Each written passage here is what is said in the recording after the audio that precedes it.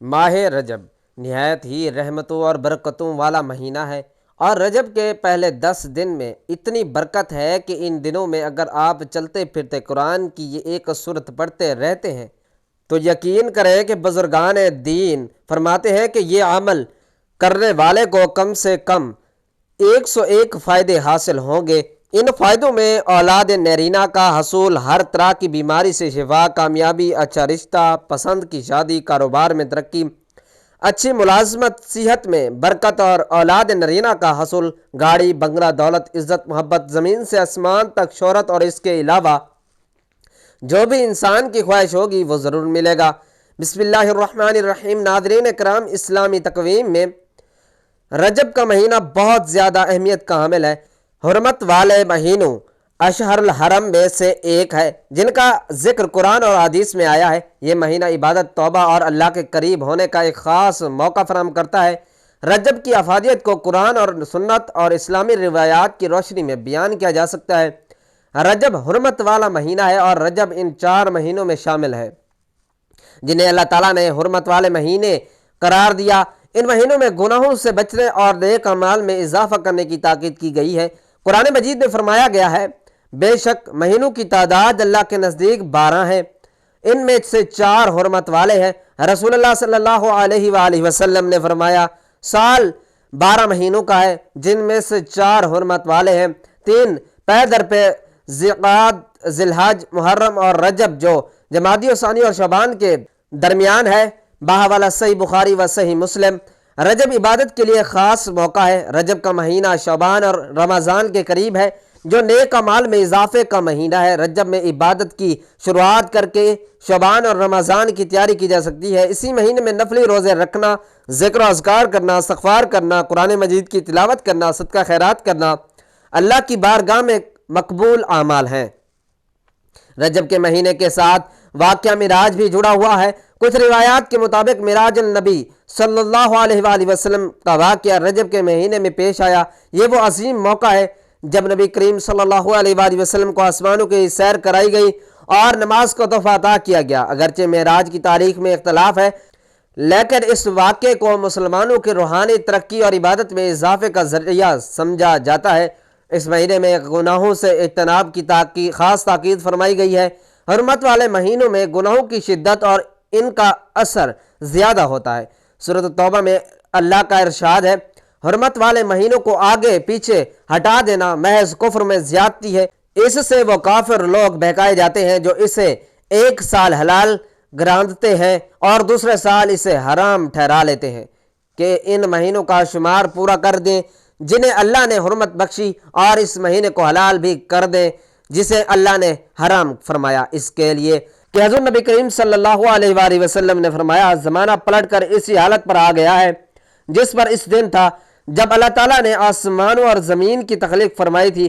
سال 12 مہینے کا ہے، ان میں سے 4 مہینے حرمت والے، 3 مہینے ذکات، ذی الحج اور محرم تو مسلسل ہے، اور چوتھا مہینہ رجب مضر ہے جس کا قبیلہ مضر کے لوگوں بڑا احترام کرتے تھے، اور یہ جمادی الاخر اور شعبان کے درمیان میں ہے، اور یہ حدیث متفق علیہ ہے۔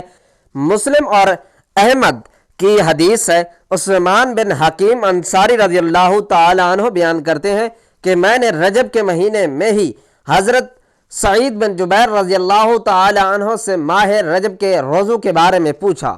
انہوں نے کہا کہ میں نے حضرت سیدنا ابن عباس رضی اللہ تعالی عنہما کو سنا ہے کہ رسول اللہ صلی اللہ علیہ وآلہ وسلم جب روزے رکھتے تو ہم یہ کہتے ہیں کہ اب آپ روزے نہیں چھوڑیں گے، اور جب آپ صلی اللہ علیہ وآلہ وسلم روزے چھوڑتے تو ہم یہ کہتے کہ اب آپ روزے نہیں رکھیں گے۔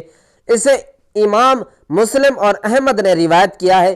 حضرت سیدنا ابو ہریرہ رضی اللہ تعالی عنہ سے مروی ہے کہ رسول اللہ صلی اللہ علیہ وآلہ وسلم نے رمضان المبارک کے علاوہ کسی ماہ کے روزے پورے نہیں رکھے سوائے رجب اور شعبان کے۔ اسے امام طبرانی نے روایت کیا ہے۔ حضرت انس بن مالک رضی اللہ تعالی عنہ فرماتے ہیں کہ جب ماہ رجب کا آغاز ہوتا تو حضور نبی صلی اللہ علیہ وآلہ وسلم دعا کرتے، اے اللہ ہمیں رجب اور شعبان میں برکت عطا فرما، اور ہمارے لیے رمضان میں بھی برکت عطا فرما۔ اور آپ صلی اللہ علیہ وآلہ وسلم فرماتے تھے، جمعہ کی رات قابل احترام ہے اور اس کا دن منور ہوتا ہے، اسے امام احمد بن حنبل اور طبرانی نے روایت کیا ہے۔ حضرت انس بن مالک رضی اللہ تعالیٰ عنہ فرماتے ہیں کہ جب ماہ رجب کا آغاز ہوتا ہے تو رسول اللہ صلی اللہ علیہ وآلہ وسلم دعا کرتے، اے اللہ ہمیں رجب اور شعبان میں برکت عطا فرما اور ہمیں رمضان نصیب فرما۔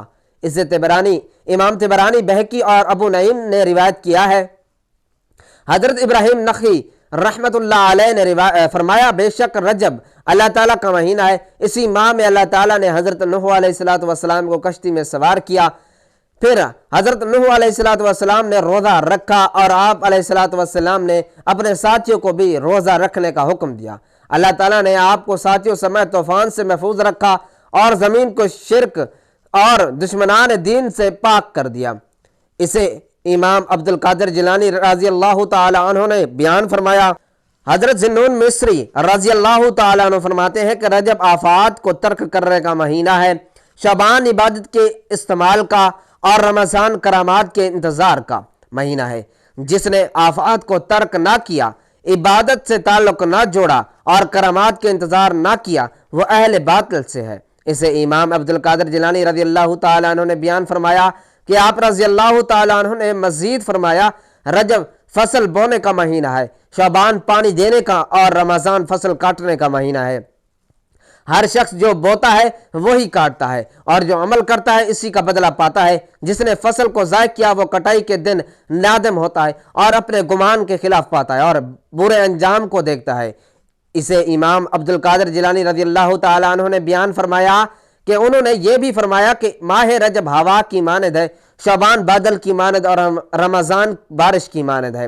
اسے امام ابن رجب الحنبلی نے بیان کیا ہے۔ امام قیس بن عباد نے رجب کے 10ویں دن کے بارے میں فرمایا کہ اللہ تعالیٰ جس لکھے ہوئے کو چاہے مٹا دیتا ہے اور جسے چاہتا ہے ثابت فرما دیتا ہے۔ اسے علامہ ابن جوزی نے بیان کیا ہے، جبکہ بعض علماء نے کہا کہ سال درخت کی مثل ہے، ماہ رجب اس درخت کی ہریالی کے دن ہے، شعبان اس کے پھلنے پھولنے کے دن ہے اور رمضان اس کے کاٹنے کے دن ہے۔ اس کو کاٹنے والا مومن ہوتے ہیں۔ جس شخص نے اپنے نامہ اعمال کو گناہوں سے سیاہ کر لیا ہے، اس کے لیے یہ اچھا موقع ہے کہ وہ اس مہینے میں توبہ کے ذریعے سے سفیدی میں بدل دے، اور جس نے سرکشی میں اپنی عمر کو ضائع کر دیا ہو وہ اس ماہ کو اپنی بقیہ عمر کے لیے غنیمت سمجھے۔ اسے امام ابن رجب حنبلی نے بیان کیا ہے۔ ان تمام آیات، احادیث اور روایات سے معلوم ہوا کہ ماہ رجب اپنے گناہوں سے معافی طلب کرنے، اللہ کو راضی کرنے اور اپنی زندگی کو بدلنے والا ماہ مبارک ہے۔ اور یہ بھی معلوم ہوا کہ یوں تو پورا مہینہ ہی نہایت ہی برکت والا ہے، لیکن اس مہینے کے پہلے 10 دن خصوصی فضائل اور برکات کے حامل ہیں۔ ان دنوں میں خاص الخاص عبادت کا اہتمام کرنا چاہیے۔ اس حوالے سے قرآن کی ایک ایسی صورت مبارکہ پیش کر رہے ہیں کہ جس کو چلتے پھرتے رجب کے پہلے عشرے میں پڑھتے رہے تو اس کے فائدے اور امداد بے شمار ہیں۔ اسلام کے بنیادی عقائد میں سے سب سے پہلا اور اہم نظریہ عقیدہ توحید ہے۔ توحید تو تمام عقائد کی ابتدا اور جڑ ہے۔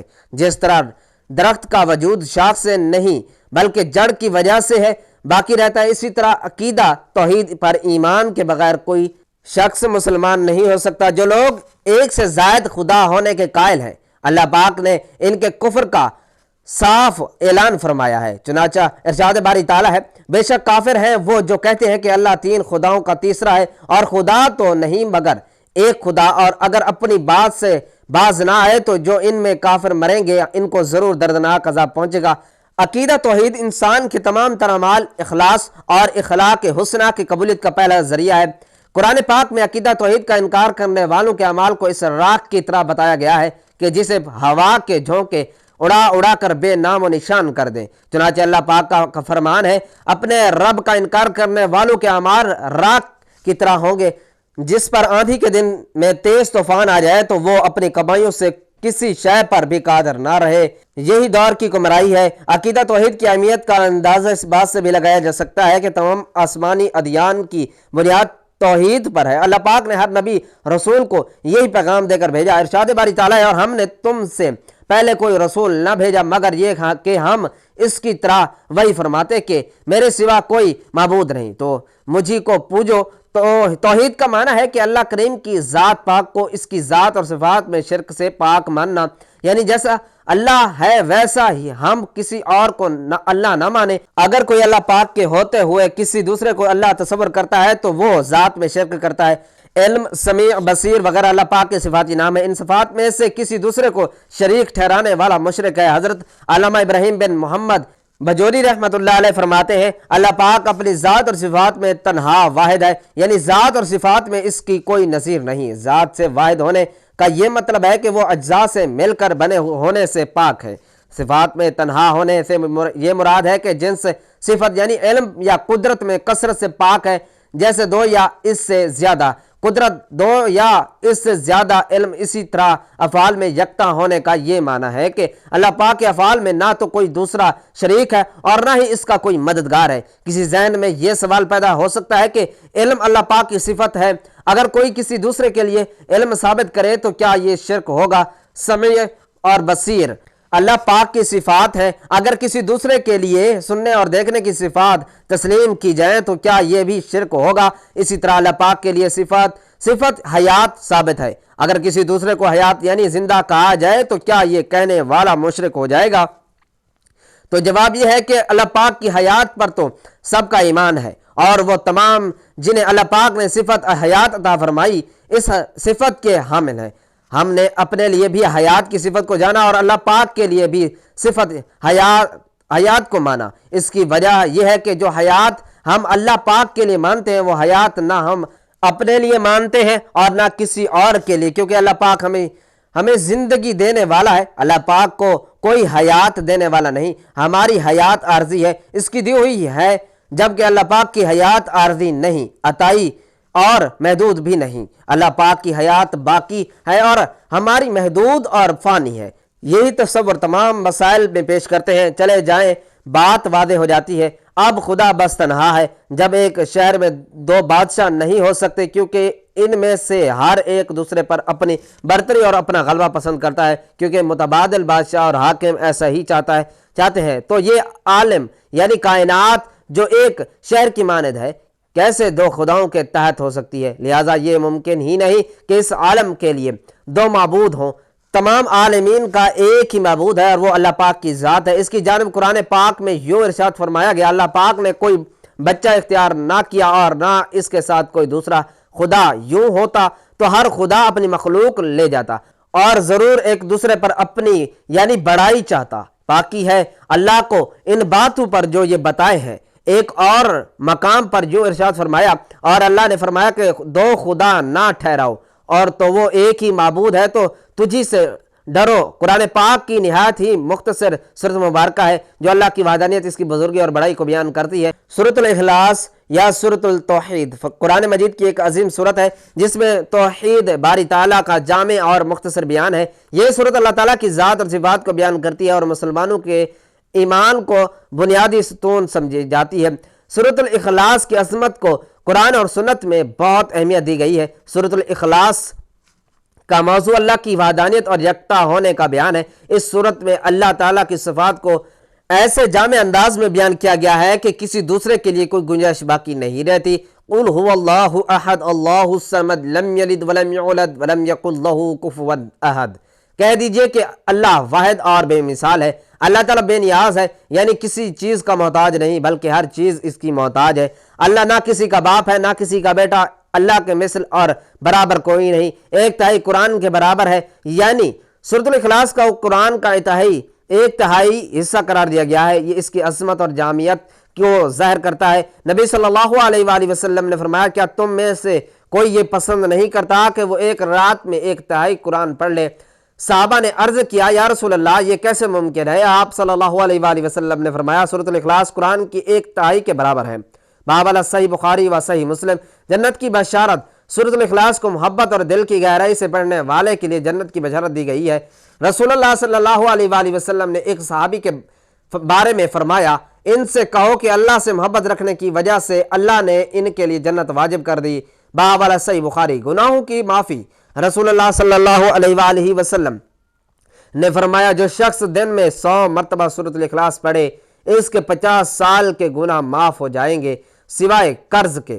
باب بہکی۔ شعیب الایمان۔ اللہ کی محبت، نبی صلی اللہ علیہ وآلہ وسلم نے فرمایا جو شخص سورۃ الاخلاص کو محبت کے ساتھ پڑھتا ہے اللہ بھی اس سے محبت کرتا ہے۔ ایمان کی سلامتی، رسول اللہ صلی اللہ علیہ وآلہ وسلم نے فرمایا جو شخص صبح اور شام 3 مرتبہ سورۃ الاخلاص پڑھے اللہ اسے موت کے وقت ایمان کی حفاظت عطا فرمائے۔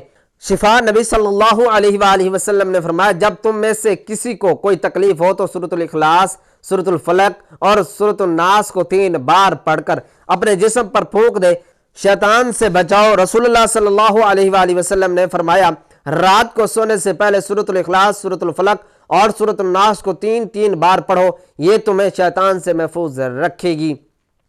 باب والا صحیح بخاری، رزق میں برکت۔ سورۃ الاخلاص کو روزانہ پڑھنے سے رزق میں برکت اور زندگی میں آسانی پیدا ہوتی ہے۔ یہ مومن کے لیے دنیاوی اور اخروی کامیابی کا بہترین ذریعہ بنتی ہے۔ سورۃ الاخلاص اللہ کی وحدانیت کا بہترین بیان ہے۔ یہ سورت ایمان کی بنیاد، دعا کا ذریعہ اور جنت کا راستہ ہے۔ اللہ تعالی ہمیں سورۃ الاخلاص کی برکت نصیب فرمائے اور اس کے ذریعے ہمارے ایمان کو مضبوط کرے، آمین یا رب العالمین۔ جزاکم اللہ خیرا کثیرا۔ اللہ ہم سب کا حامی و ناصر ہو۔